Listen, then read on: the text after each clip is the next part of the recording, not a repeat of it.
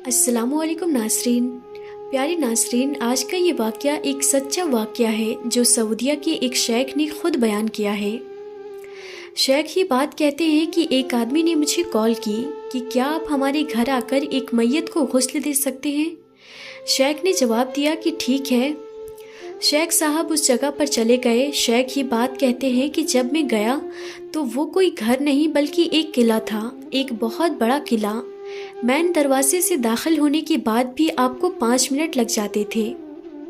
आप ज़रा तसव्वुर करें कि वो कितना बड़ा घर होगा। शेख मेन गेट से अंदर गए तो अंदर बागात वगैरह और सब कुछ था। शेख कहते हैं कि जब मैं घर के दरवाजे पर पहुंचा तो वहां एक आदमी खड़ा था। उसने मुझसे बदतमीज़ी के अंदाज में कहा, इस रास्ते से जाओ, वहां अंदर सीढ़ियां हैं ऊपर जाने के लिए।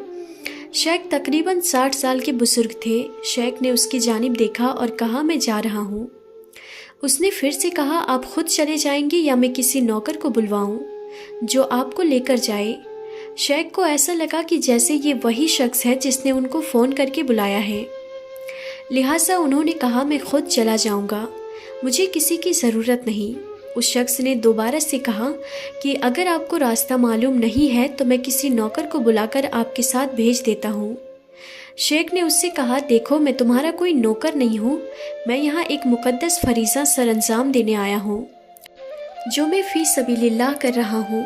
ये मैं खुद करूँगा या फिर तुम किसी और से कह दो कि वो आकर कर दे। उस शख्स ने जवाब दिया कि ठीक है, आप जाइए। शेख ये बात कहते हैं कि वो घर इतना बड़ा और साफ था कि टाइल्स के अंदर आप अपना चेहरा देख सकते थे। कहते हैं कि इसके बाद वो उस बेडरूम में गए जो काफ़ी बड़ा था, लेकिन वहाँ 2 से 3 नौकरों के अलावा कोई मौजूद नहीं था। शेख वहाँ गए ताकि मैयत को देख सके। उसका जिस्म एक चादर से ढका हुआ था। जब शेख ने कपड़ा हटाया ताकि चेहरा देख सके तो उन्होंने देखा कि मैयत के कान और नाक से चींटियाँ निकल रही थी और उसकी गर्दन पर चिपकी हुई थी। और जब उन्होंने मजीद कपड़ा हटाया तो देखा कि पूरे जिस्म पर छोटी छोटी चींटियां मौजूद थी। शेख हैरान रह गए। नीचे फर्श पर देखा तो सब कुछ साफ था, नीचे कुछ नहीं था। फिर ये चींटियां कहाँ से आ रही थी और ये चींटियां पूरे जिस्म पर घूम रही थी। शेख ये बात कहते हैं कि मैंने कपड़ा वापस डाल दिया कि मैं ये कैसे करूँगा। कहते हैं कि मैंने एक और शेख को कॉल किया। उन्होंने कहा, मुझे तो फला मसला है, मैं तो नहीं आ सकता। शेख ने उसके बाद एक और शख्स को कॉल की तो उसने कहा, शेख बात अगर आप मुझसे गुस्ल के मुरव्विज़ा तरीक़ों के बारे में पूछे तो मैं बता सकता हूँ। अगर आप सवाल करें कि एक जली हुई लाश को कैसे गुस्ल देते हैं तो मैं आपको जवाब दे दूँगा। अगर आप मुझसे टुकड़े टुकड़े जिस्म के गुस्ल के बारे में भी पूछेंगे तब भी मैं आपको बता सकता हूँ। लेकिन मैयत की जो हालत आप मुझे बता रहे हैं, ऐसा तो किसी किताब में दर्ज नहीं है। आप जो करना चाहते हैं करें, मैं कुछ नहीं कर सकता। यानी उसने साफ हाथ खड़े कर दिए कि मैं आपको किसी किस्म का मशवरा नहीं दे सकता। शेख वहाँ खड़े नौकरों से पूछा कि इस मैयत की औलाद में से यहाँ कौन कौन मौजूद है। उन्होंने जवाब दिया, कोई भी नहीं। शेख ने दरियाफ्त किया कि वो शख्स जो मुझे नीचे मिला वो कौन था। उन्होंने जवाब दिया, कोई नहीं, बस जाने वाला वो आदमी इतने बड़े घर में नौकरों के साथ अकेला रह रहा था। शेख ये बात कहते हैं कि इसके बाद मैं उस कमरे के बाथरूम की जानिब गया। मुझे अल्लाह की जानिब से ये ख्यालात आ रहे थे, वरना मैं नहीं जानता था कि मैं क्या करूं। मैंने उस बाथरूम में मौजूद टब को पानी से भर दिया और फिर नौकरों की मदद से उस मैयत को टब में रख दिया। ये करने के बाद उस मैयत के जिस्म से मौजूद चींटियां पानी के ऊपर तैरने लगी। शेख इबाद ने यह अमल कई बार दोहराया ताकि जिस्म से लगी चींटियां साफ हो जाए। फिर उन्होंने मैयत के जिस्म का मस्सा किया तो सारी चींटियां चली गई, मगर वो हैरान थे कि इतने बड़े घर में जो साफ सुथरा है, फिर ये चींटियां इस मैयत पर कैसे आ गई। ना ही वहाँ कोई ऐसा सुराख मौजूद था जहाँ से चींटियां आ जाती। बहरहाल उन्होंने मैयत को पानी से निकालकर दोबारा बिस्तर पर रखा और मुरव्विज़ा आम तरीके से जिस्म पर मसा करने लगे। इस पर इत्र वगैरह लगाया जो आम तौर पर लगाया जाता है। उन्होंने काम मुकम्मल किया और नीचे आए और जब जाने लगे तो देखा कि उसका बेटा चल रहा है। उन्होंने उससे कहा कि मैंने आपके वालिद को गुस्ल दे दिया है, अगर कुछ और करना चाहते हैं तो आप मुझे कहिए, मैं वो खिदमत भी सरअंजाम दे देता हूँ।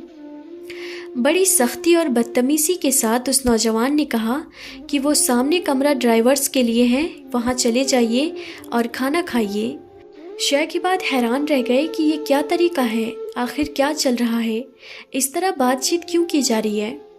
जब उसने दोबारा कहा वो सामने ड्राइवर के कमरे में जाओ और खाना खा लो, फिर शेख इबाद ने कहा कि मैं ये सब कुछ अल्लाह की रज़ा की खातिर कर रहा हूँ, आपसे खाना या पैसे नहीं मांग रहा। शेख इबाद उस घर से निकलकर बाहर रोड पर खड़े हो गए, क्योंकि जो ड्राइवर उन्हें वहाँ पर लेकर आया था वो इसी शख्स का मुलाजिम था और शेख नहीं चाहते थे कि वो इस शख्स से मज़ीद कोई मदद ले। शेख इबाद वहाँ पर खड़े थे तो इस बदतमीज़ इंसान का बेटा और मरहूम का पोता वहाँ पर आया, जिसकी उम्र तकरीबन 18 साल थी। उसने देखा कि शेख रोड पर खड़े हैं तो उनके करीब आया और नरमी से बातें करने लगा कि मैं माफ़ी चाहता हूँ इस हालत पर, मैं अपनी गाड़ी लाता हूँ और आपको छोड़ आता हूँ। उसके बाद शेख कहते हैं कि मेरे मना करने के बावजूद वो अपनी गाड़ी ले आया और उन्हें अपनी गाड़ी के अंदर बिठा लिया। उमूमन इंसानों की ये आदत होती है कि जब वो अच्छा या बुरा देखते हैं तो ये जानने की कोशिश करते हैं कि आखिर इसके पीछे की क्या वजूहात हो सकती है। चुनांचे शेख ने ये जानना चाहा कि आखिर ये आदमी ऐसा क्या करता था कि इसके साथ मरने के बाद भी ये सलूक हो रहा है। शेख ने इस लड़के से कहा, सुनो बेटे, ये शख्स कौन था जिसे मैंने गुस्ल दिया? उसने जवाब दिया कि वो मेरे दादा थे, हम सभी जानते थे कि उनके जिस्म से चींटियाँ निकल रही है। चुनांचे हम उनके करीब बिल्कुल भी नहीं गए थे, क्योंकि हम नहीं जानते थे कि आखिर क्या किया जाए। शेख इबाद ने उससे पूछा कि तुम्हारे ये मरहूम दादा ज़िंदगी में करते क्या थे? कुछ लम्हे खामोश रहने के बाद उस नौजवान ने कहा कि शेख, मेरे मरहूम दादा अपनी ज़िंदगी में अपने वालिद के ऊपर हाथ उठाया करते थे, किसी की भी इज्जत किए बगैर वो अपनी माँ पर तशद्दुद किया करते थे। शेख इबाद कहते हैं कि मैं ये सुनकर हैरान रह गया कि आखिर कोई ज़िंदा आदमी ऐसी जलील हरकत भी कर सकता है। इस लड़के ने मजीद बताया कि मेरे दादा की माँ के चेहरे पर ज़ख्म तक नज़र आया करते थे, उनके चेहरे, आँखों, हाथ पर मुस्तकिल ज़ख्मों के निशान रहते थे। फिर वो लड़का बोला कि मेरे वालिद जो इस शख्स के बेटे हैं ख़ुद अपनी दादी को पुलिस स्टेशन ले गए ताकि उस शख्स के ख़िलाफ़ पुलिस रिपोर्ट दर्ज करवाई जाए, और जब भी पुलिस वाले उनसे पूछते कि क्या हुआ है तो वो हमेशा ये कह देती कि सीढ़ियों वगैरह से गिर गई थी, और उस माँ ने कभी भी अपने बेटे के ख़िलाफ़ कोई बात ना की। हालांकि ये मार धाड़ हर हफ्ते हुआ करती थी और पुलिस भी ये जान गई थी कि इस घर में ये सब कुछ हो रहा है, लेकिन माँ अपने बेटे के ख़िलाफ़ कुछ भी बताने से इनकार कर दिया करती थी और बेटे इसके ख़िलाफ़ कुछ नहीं कर सकते थे। और जो शख्स ये हरकतें कर रहा था वो उनका बाप था, लेकिन कुदरत ये सब कुछ देख रही थी। चुनांचे इस शख्स का अंजाम ये हुआ कि जब इसकी मौत हुई तो ना तो इसका सगा बेटा, ना इसका पोता और ना इसके नौकर, हत्ता कि घर का कोई फ़र्द भी उसकी मदद करने के काबिल न था, और इस पर अल्लाह ताला ने चींटियों का अज़ाब भेजा। कोई नहीं जानता था कि ये चींटियाँ कहाँ से आई है और कैसे इसके जिस्म को काट रही है। एक हदीस में आता है कि मुर्दे की हड्डियां तोड़ना ऐसा है जैसे किसी जिंदा की हड्डियां तोड़ना, यानी मुर्दा भी वही दर्द महसूस करता है जो किसी जिंदा आदमी को होता है। तो ज़रा इस शख्स के बारे में सोचिए कि इस शख्स के नाक और कान और आँखों से चींटियाँ बाहर निकल रही थी, अंदर जा रही थी, उसके पूरे जिस्म को काट रही थी। इस पर क्या गुजर रही होगी। एक जिंदा आदमी तो चीख कर अपना दर्द बयान कर सकता है, लेकिन मुर्दा तो कुछ नहीं कर सकता। हाँ, मगर दर्द का एहसास वही मौजूद है।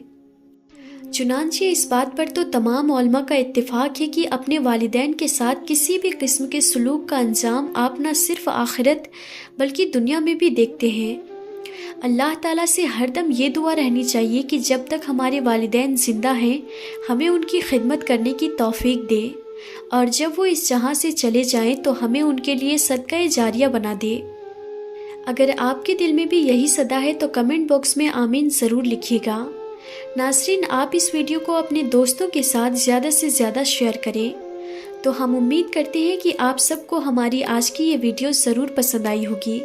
अगर आपको हमारी आज की ये वीडियो पसंद आई है तो सबसे पहले तो इसे लाइक करें और अपनी राय का इजहार कमेंट बॉक्स में ज़रूर दें। तो हम फिर मिलते हैं अगली नई वीडियो में, तब तक के लिए खुदा हाफिज़।